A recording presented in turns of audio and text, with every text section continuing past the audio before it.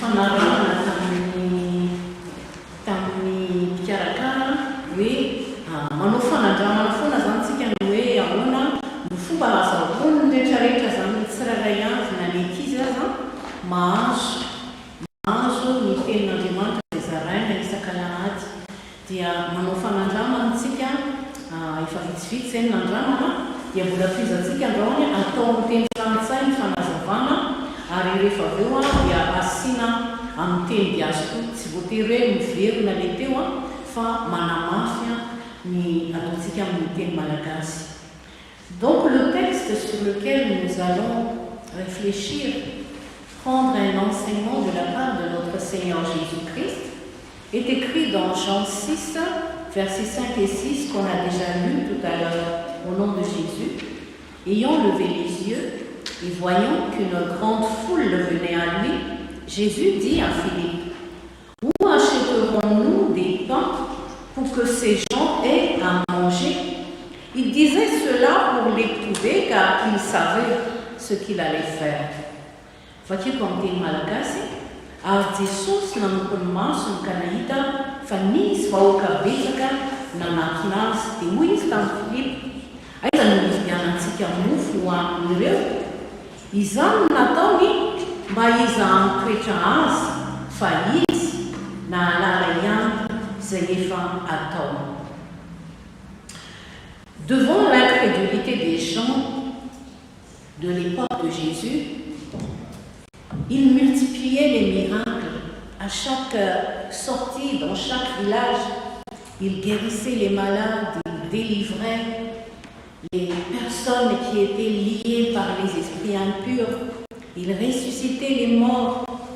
Il faisait aussi des miracles de création, comme changer l'eau en vin lors du mariage à Cana. Et dans Jean 10, 24, 25, il est écrit: les Juifs l'entourèrent et lui dirent: jusqu'à quand tiendras-tu notre esprit en suspens? Si tu es le Christ, dis-le-nous franchement. Jésus leur répondit: je vous l'ai dit, et vous ne croyez pas. Les œuvres que je fais au nom de mon Père rendent témoignage de moi. Donc toutes ces œuvres que Jésus fait, ces miracles, c'est dans le but de faire grandir la foi des personnes qui l'écoutent, la foi en lui, mais en lui en tant que Fils de Dieu. Car il est écrit dans Jean 14, 11, et ce sont ces disciples même qui ne parviennent pas à comprendre cette union de Jésus avec le Père. Jésus leur dit: croyez-moi, je suis dans le Père et le Père est en moi. Croyez-moi à cause de ces œuvres. Donc, croire à tous ces miracles que Jésus fait emmène chacun à comprendre du fond de son cœur, c'est-à-dire avoir foi que Jésus et le Père, c'est le même esprit, c'est Dieu. Et c'est difficile pour des humains de croire qu'un humain comme eux est Dieu. Et même les disciples qui étaient avec lui, qui l'écoutaient tous les jours, ne pouvaient pas saisir cette divinité de Jésus. Donc, les œuvres que Jésus fait, dont les miracles, servent à prouver sa divinité et à montrer sa gloire divine. Parce qu'il a la gloire d'un Fils de Dieu, la gloire de Dieu. Dans notre péricope, donc, Jésus mourit miraculeusement 5000 hommes. Quand on dit 5000 hommes, c'est qu'il doit y avoir autant de femmes et d'enfants. Donc, imaginez 10 000 personnes. Et le contexte de ce moment-là, Jésus et ses disciples disciples viennent d'apprendre qu'on a décapité Jean le Baptiste. Et vous vous souvenez que Jean le Baptiste était son cousin. Donc imaginez la tristesse de Jésus en apprenant cela. Mais il y a aussi d'autres événements. Il avait envoyé en mission d'évangélisation les disciples. Et là, en ce moment, ils reviennent et ils ont tous envie de raconter à Jésus tout ce qu'ils ont vécu, qu'est-ce qu'ils ont vu quand ils ont annoncé la parole, qu'est-ce qu'ils ont pu faire. Ils avaient tous hâte de raconter tout cela à Jésus. Et Jésus alors décide de les emmener tous en barque pour traverser le grand lac de Galilée et d'aller dans un endroit un peu isolé. Mais les gens, ils savaient qu'ils allaient dans tel endroit. Donc, eux, ils ont fait le tour du grand lac pour aller et arriver avant Jésus, là-bas en face de l'autre côté du lac. Et Jésus, nous avons vu qu'il fut ému de compassion, nous l'avons vu dimanche dernier, quand il voit toute cette foule qui court, enfants, femmes, qui courent sans se fatiguer pour aller à sa rencontre. Et Jésus, il est écrit, Jésus fut ému de compassion pour eux, parce qu'ils étaient comme des brebis qui n'ont point de berger, et il se mit à leur enseigner beaucoup de choses. Jésus a compassion de cette foule. Il savait que les gens le suivaient pour des motifs d'intérêt personnel des fois. Par exemple, on veut être guéri, on veut être délivré, mais il est toujours miséricordieux. Il a toujours beaucoup de compassion pour chaque personne, pour chacun. Et il veut les guérir, il veut les délivrer, mais il veut aussi les nourrir. Ils sont dans le désert, loin de la ville. Il est tard, il va faire nuit. Alors, ici, Jésus il dit à Philippe, où achèterons-nous des pains pour que ces gens aient à manger? C'est au verset 5. Peut-être que Philippe était le responsable de la logistique, mais certainement tous les disciples étaient là aussi en train d'écouter la question de Jésus. L'évangéliste Matthieu raconte la même histoire. Vous connaissez les synoptiques, Matthieu, Marc, Luc et Jean, ce sont les synoptiques. Ils racontent des fois la même histoire, mais de façon différente selon le but du texte, le but même du livre. Et Matthieu raconte cela en disant, le soir étant venu, les disciples s'approchèrent de lui et dirent, ce lieu est désert et l'heure est déjà avancée. Renvoie la foule, afin qu'elle aille dans les villages. Jésus leur dit, ils n'ont pas besoin de s'en aller. Donnez-leur vous-même à manger. Ici, mes chers amis en Christ, Jésus ne cherche pas à savoir ce que Philippe pense, parce qu'il sait ce que Philippe pense. Il est écrit qu'il n'avait pas besoin qu'on lui rende témoignage d'aucun homme, car il savait lui-même ce qui était dans l'homme. Jésus, il sait exactement tout ce que nous avons dans notre pensée à tout moment. Pierre aussi reconnaissait, et il a écrit dans Jean 20, il est écrit dans Jean 21, 17, Pierre reconnaissait que Jésus connaît toutes choses. Toutes choses. Donc, il n'a pas besoin aussi de savoir l'opinion de Philippe pour pouvoir élaborer un plan de sortie de crise. Comme nos dirigeants ils font avec les scientifiques. On demande des avis des scientifiques pour pouvoir établir un plan de sortie de crise. Jésus n'a pas besoin de cela. Et l'évangéliste Jean, qui écrit donc cet évangile de Jean, il était un disciple de Jésus, un des disciples, donc il était témoin vivant, il a assisté à ce moment. Et il précise, il disait cela, c'est-à-dire Jésus disait cela pour éprouver Philippe et les disciples, car il savait ce qu'il allait faire. Jésus, il sait ce qu'il va faire, mais il pose des questions. Pourquoi? Bien sûr que cela n'a rien à voir avec aller faire des courses pour acheter du pain.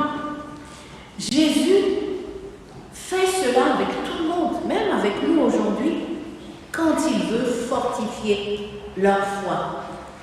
Donc, quand on est devant un problème, une épreuve, pensez à cela. Qu'est-ce que Jésus voudrait me dire?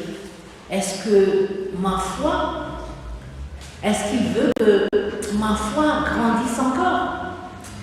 Nous assistons ici à des suggestions de solutions de la part des disciples. Ils sont très classiques et en les écoutant, nous pouvons nous dire que nous aussi, devant les problèmes, on réagit de la même manière. La première réponse, que chacun se débrouille pour soi-même, qu'ils aillent dans les villages, qu'ils cherchent à se loger et à se nourrir. Voilà la première solution des disciples.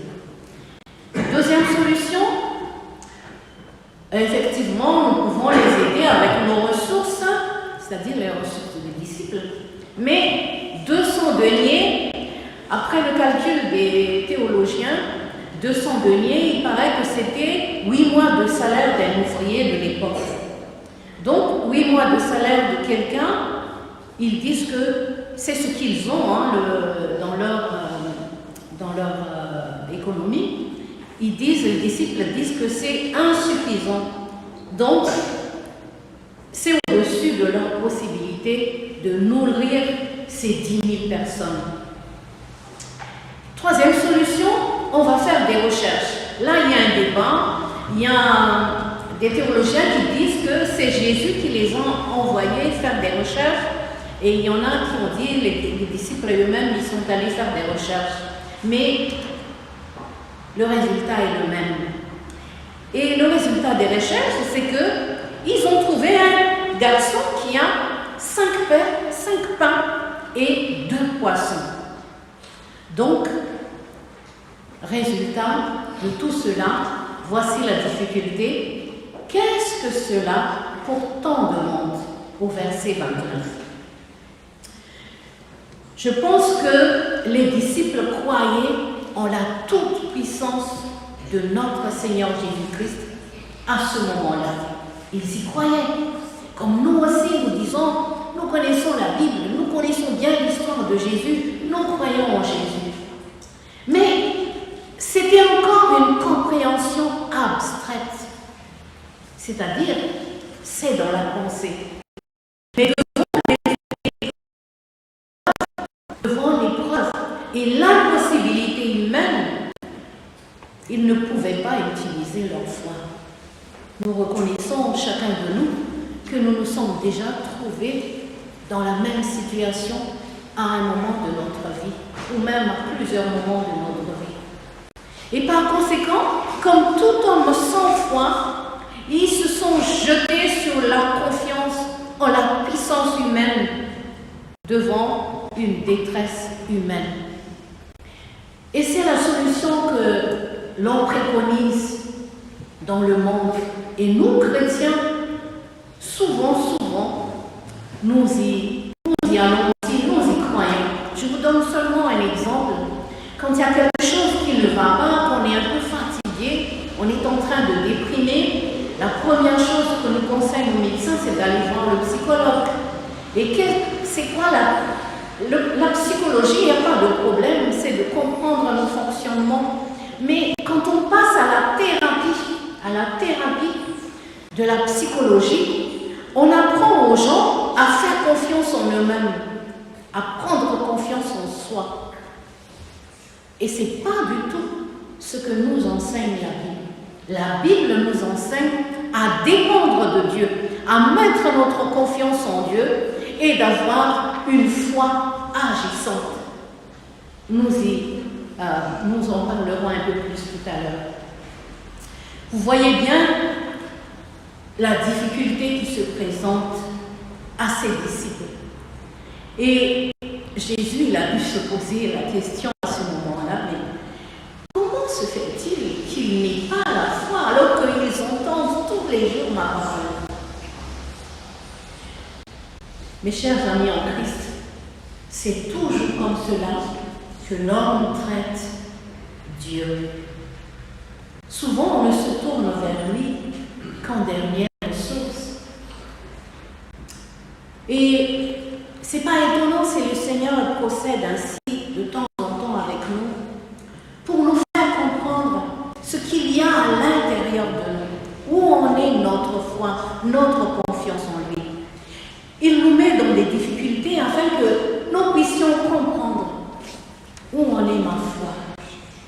Et quand nous analysons comment nous allons nous en sortir du problème, c'est là que nous arrivons à comprendre que nous sommes limités, et pas seulement limités, mais nous sommes aussi dans l'impossibilité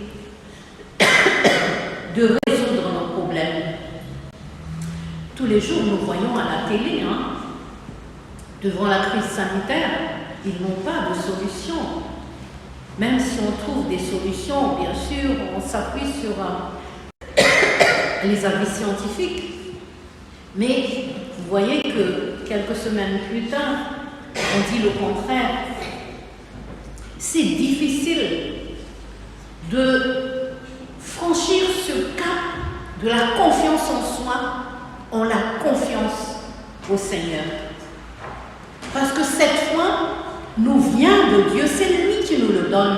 Et il faut que nous ayons un cœur disposé à la recevoir, cette foi. Avant l'épreuve, la plupart des hommes, comme Pierre, pensent qu'ils peuvent traverser n'importe quelle épreuve. Nous savons que Pierre était le plus fervent en disant à Jésus, moi je ne te quitterai jamais, moi je supporterai tout, moi je mourrai avec toi. Mais nous savons que dès le premier problème, il était prêt à nier Jésus, et même 3 fois. Nous voyons ainsi que c'est tout à fait normal si Jésus nous pose la question à chacun de nous aujourd'hui, en ce moment, es-tu capable de me faire confiance? Es-tu capable de me faire confiance?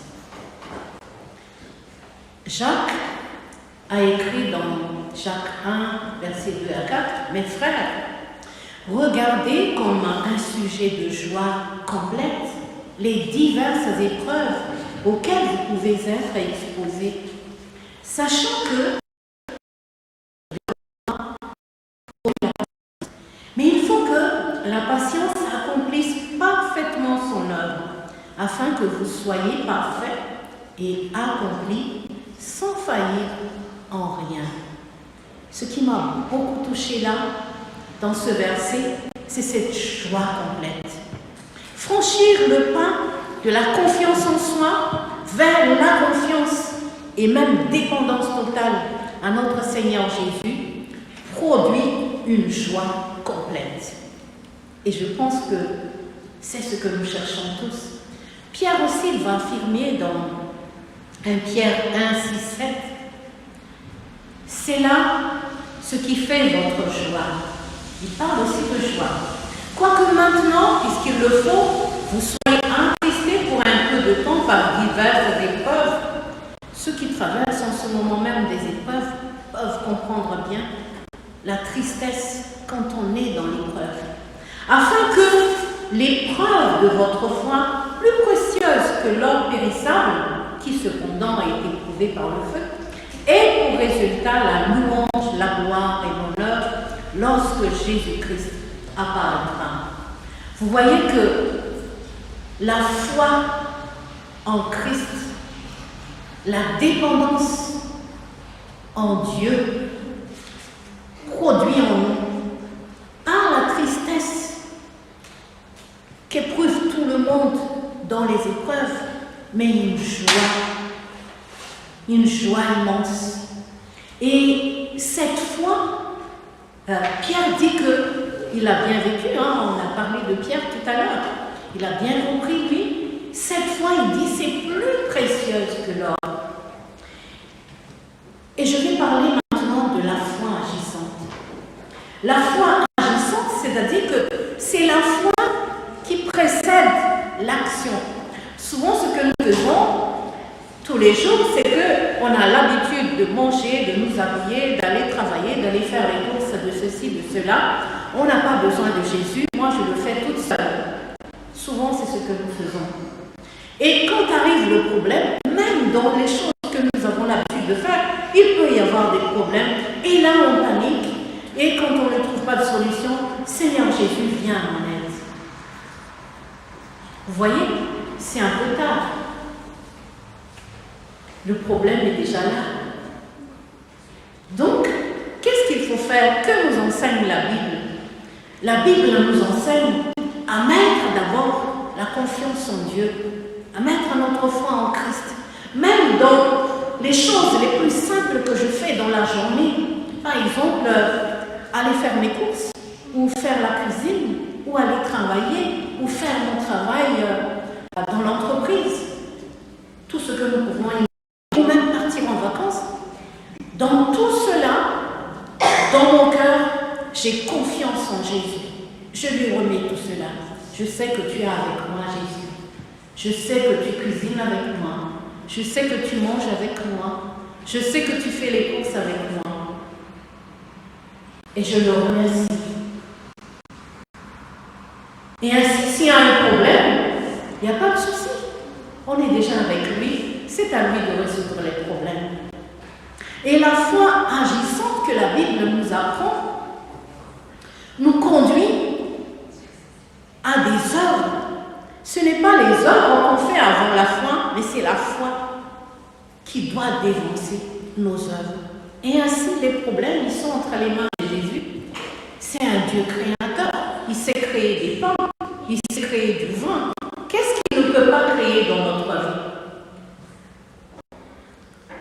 Je vous invite, chers amis, à y réfléchir et à répondre à la question qu'on a posée tout à l'heure. As-tu confiance en lui?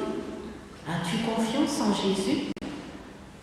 Et cette confiance qu'il veut de chacun de nous, c'est une confiance totale, une dépendance totale. Parce que c'est ainsi, en apprenant à lui soumettre les choses que nous avons l'habitude de faire, tout ce qui est simple, que nous pouvons lui faire confiance dans les grandes difficultés. Quand on a l'habitude d'être avec lui, c'est ce qu'on appelle avoir une intimité avec lui, ou être en communion avec lui, ou vivre en présence de lui. Et alors, s'il survient un grand problème, il n'y a pas d'inquiétude, il n'y a pas de tristesse, il n'y a pas de peur. Je sais qu'il est là, il va résoudre. Saint-Pierre, nous faisons piacere dans la sixième. Amela ndike na demanja iti. Sai miaina ndreto mpianatra ireto miaraka tamin'i Jesosy. Misy olona anali tonga manenjika te andre, te hositrano, te ho afaka. Jesosy nampianatra. Fa rehefa hariva ny andro dia nahatsapy Jesosy hoe tokony omena aminy reto olona ireto. Ary dia niangavy ny mpianatra izy mba andeha hitady mofo ho zaraina ho andreto. Fantany zavatra ho ataony. Saingy te hitsapy izy hoe aiza ho aiza ny fonon'ireto mpianatra ireto.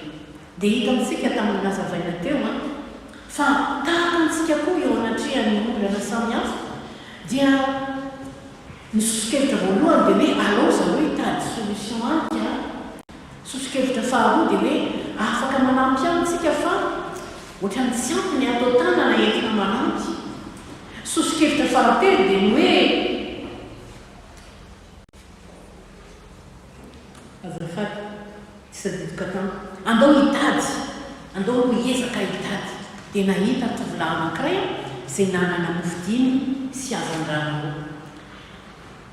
Jesosy riavana tsy te hoe ahalalany amin'ny eritreritry Filipo na ny mpianatra ny amin'ny olana zany hoe ahoana ny ampisana an'ireto olana ireto satria fantany izay ho ataony. Jesosy tsy te hoe akan'aizy nina ny heritrareo entina mamazo olana izao, fa ny tia Jesosy ho fantatra dia hoe aiza ho aiza ny finoana ny maha andriamanitra azy sady divinité. Ary izany koa riavana no fanontaniana mipetraka amintsika. Tsika ve mampitoky amin'i Jesosy izay tena andriamanitra? Tsy misy zavatra izay tsy hainy atao, izany no ambaran'ny tenin'Andriamanitra. Il est capable de tout. Izany no ianarantsika miankina aminy.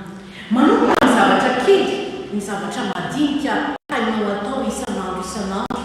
Fa rehefa zavatra miankina aminy ianao amin'ny zavatra mitsipiriany madinika, tahaka ny hoe mandeha miantsena, sakafo, mandeha miasa, manao zavatra rehetrarehetra ataontsika, mandeha vakansa, samy mandeha vakansa daholo na efa avy mandeha vakansa, dia mianatra matoky azy amin'ireny zavatra madinika ireny, fa rehefa tonga ny problème ngezabe dia haintsika ny miankina aminy. Fa raha tsy mianatra isika mianatra miankina aminy, rehefa tonga ny problème ngezabe riavana na iza eo mangofotra,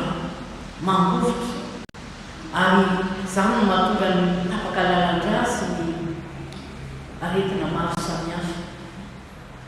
Ny tompo riavana amin'ny lalan'ny tenin'Andriamanitra izay nomeny antsika dia manome antsika izany solution izany. Miankina amiko ny tompo, apetrao aty amiko ny entanareo, zaho nome anareo fitsarana. Raha eritreretintsika tsara izany teny izany, matetika izy io tenenintsika ohatr'izao, fa eritreretin tsara izy miteny hoe ina problème anao na le mahazatra anao isan'andro eto aty. Zaho izy no tonga izany omeko ny fitsarako ianao. Izany fitsarana tompo izany no irintsika sy ny fifaliana avy aminy, izany no irintsika ho antsika tsirairay avy avy riavana. Manandriamanitra ireny voninahitra.